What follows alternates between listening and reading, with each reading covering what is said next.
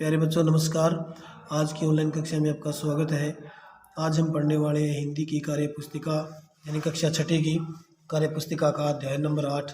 अध्याय का नाम है ऐसे ऐसे। इस अध्याय से संबंधित जो प्रश्न कार्य पुस्तिका में दिए गए हैं उनका हम हल करते हैं। और इससे पहले जो बच्चे अपने चैनल पर नए हैं वे सबसे पहले चैनल को सब्सक्राइब करें, यानी जिन्होंने अभी तक चैनल को सब्सक्राइब नहीं किया है वे चैनल को सब्सक्राइब अवश्य कर लें। तो देखिए इसमें प्रश्न नंबर 1 में क्या पूछा गया है कि नीचे दिए गए चित्रों को सही क्रम देते हुए इन पर एक कहानी लिखनी है। अब देखिए इनका क्रम क्या है, कैसे कहानी लिखी जाएगी। तो मैंने इनका क्रम लगाया है कि सबसे पहले ये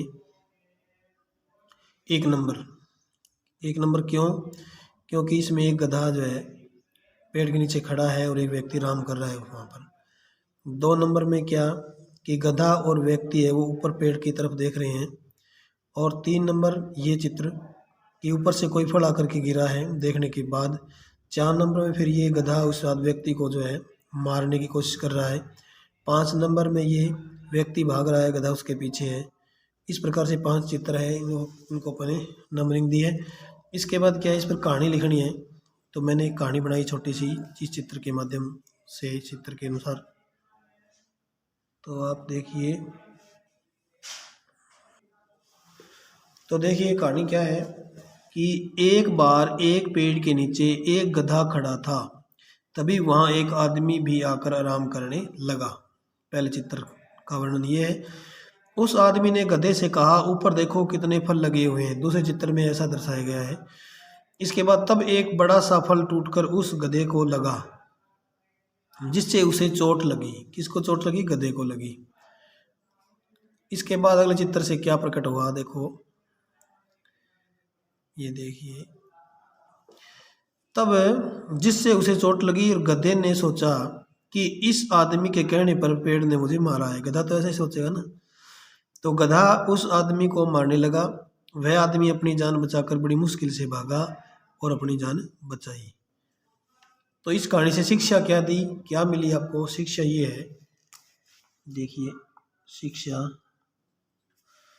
मूर्ख से बात करने से भी हानि हो सकती है। हम मूर्ख व्यक्ति, गधा किसको कहते हैं? सबसे महामूर्ख व्यक्ति को हम गधा कहते हैं। और मूर्ख व्यक्ति से अगर बात भी करें तो शायद बात करने से भी हमें कोई हानि हो जाए, ऐसा प्रकट हुआ इस कहानी से। ऐसी शिक्षा है। इसके बाद देखिए प्रश्न नंबर 2।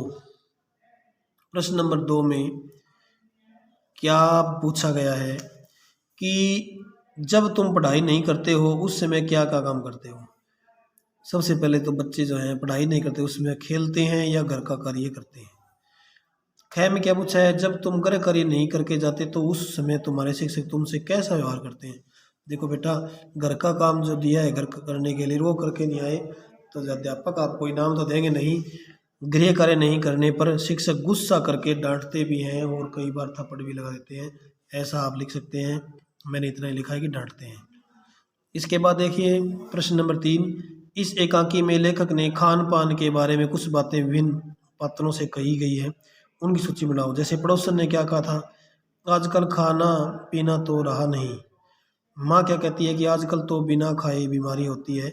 और मास्टर जी कहते हैं कि आपने क्या खिला दिया, उसकी उनकी माँ को कह रहे हैं। तो ये देखिए। इसके बाद अपनी माँ शिक्षक के बारे में 4 वाक्य लिखो। मेरी माँ मुझसे बहुत प्यार करती है, मुझे खाना देती है, मुझे मेरे कपड़े साफ करती है, अच्छे आचरण के लिए शिक्षा देती है। ये माँ के कार्य मैंने लिखे इसमें। इसके बाद शिक्षक के जो है क्या, शिक्षक के ऊपर 4 वाक्य लिखने थे। तो शिक्षक क्या करते हैं, हमारे शिक्षक हमें बहुत अच्छी तरह से पढ़ाते हैं, आर्थिक रूप से कमज़ोर छात्रों की पढ़ाई में सहायता करते हैं, अच्छी शिक्षा देते हैं और मुझे अपने शिक्षकों पर नाज है। ऐसा मैंने लिखा है, आप भी लिख सकते हैं। यानी गर्व है, नाज का मतलब क्या हुआ? गर्व है। इसके बाद देखिए प्रश्न नंबर 5। निम्नलिखित मुहावरे का अर्थ लेकर वाक्य में प्रयोग करना है। हवाइयाँ उड़ना, जैसे डर जाना, पुलिस को देखकर चोर की हवाइयाँ उड़ने लगी। इसके बाद है क, घर को सिर पर उठाना, यानी बहुत शोर शराबा करना, वाक्य क्या है, माता पिता के बाहर जाने पर बच्चे घर को सिर पर उठा लेते हैं, ये मैंने लिखा। इसके बाद है गुलजार करना यानी रौनक लाना। शिक्षक शिष्य का जीवन गुलजार कर देते हैं, रौनक ला देते हैं उनको पढ़ा करके, शिक्षा दे करके।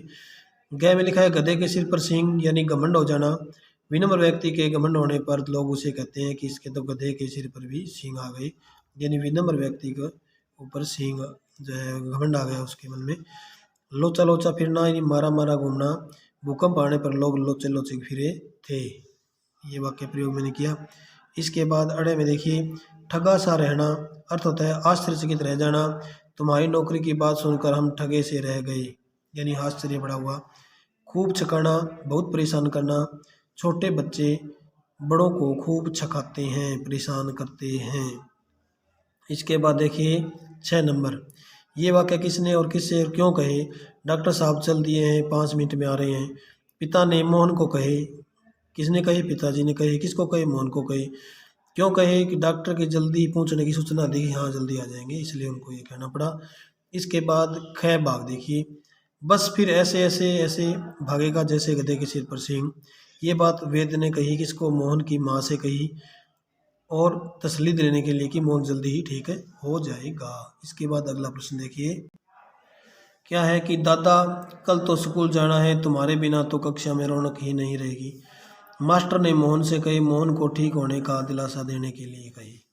इसके बाद देखो बड़ा इंपॉर्टेंट प्रश्न है, ये आपको उपसर्ग समझाने का प्रयत्न किया गया है। गोले के बीच का अक्षर पढ़कर किनारे पर दिए हुए शब्दों से जोड़ो, नया शब्द बने उसे पढ़ो और लिखो और इन शब्दों से वाक्य बनाओ। जैसे यहाँ बीच में क्या दिया हुआ है, प्र दिया हुआ है। प्र उपसर्ग है। उपसर्ग कब लगते हैं यार बच्चों, ध्यान रखना कि उपसर्ग किसी भी शब्द से पहले लगते हैं और प्रत्यय उसके बाद लगते हैं शब्द के।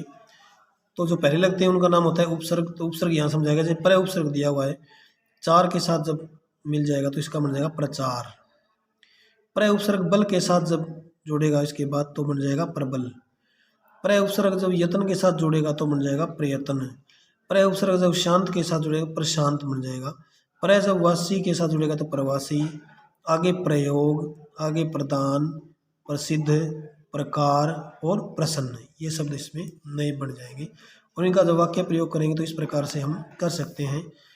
वोट लेने के लिए चुनाव में प्रचार करते हैं, कौन करते हैं, नेता। यहाँ लिख सकते हैं आप सबसे पहले नेता। नेता वोट लेने के लिए चुनाव में प्रचार करते हैं। गणित के सवाल समझने का प्रयत्न करना चाहिए, इसमें प्रयत्न का प्रयोग किया गया है। मोमबत्ती पर प्रयोग करके दिखाओ, यानी ये प्रयोग शब्द का प्रयोग इस वाक्य में किया गया है। गोदान प्रेमचंद का प्रसिद्ध उपन्यास है, प्रसिद्ध शब्द का प्रयोग हमने इस वाक्य में किया है।